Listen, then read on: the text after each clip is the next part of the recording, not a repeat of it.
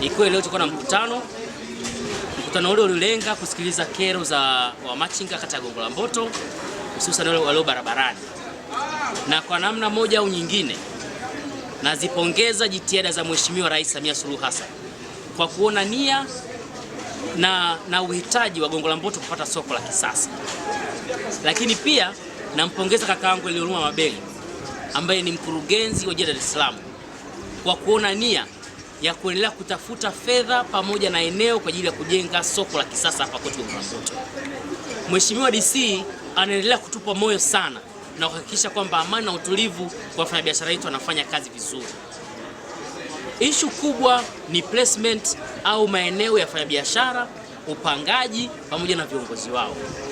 Mimi Diona kata ya Gongo la Mboto nimewahakikishia wananchi wangu, nimewahakikishia wamachinga kwamba tupo katika mstari mmoja.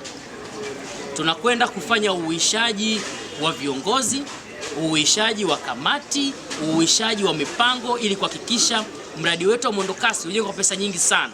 Ukianza kufanya kazi hakutakuwa na mwingiliano na wamachinga. Lakini vile vile barabara ya Nyerere Road au Pugu Road inayopita pale kwenye mwendokasi kuanzia Shuruba au Mzambarauni mpaka inapoishia mwendokasi ya mwisho inapitika bila matatizo yoyote. Na nimshukuru sana Mheshimiwa Rais kwa kuona uhitaji wa mwendokasi hapa kwetu. Lakini katika uhitaji huo ni muombe tena kwa kupitia mkurugenzi wangu wa halmashauri ya jiji kwamba soko tunalihitaji sana. Soko ndio utakao mwarobaini wa changamoto hizi zote hapa barabarani.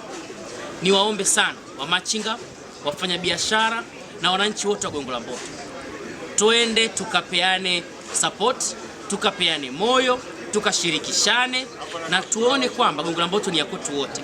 Tushirikiane kwenye kuipanga, na mwisho wa siku Mheshimiwa Rais na Mheshimiwa mkurugenzi wakipata fungu na eneo likapatikana, basi twende kwenye ujenzi wa soko.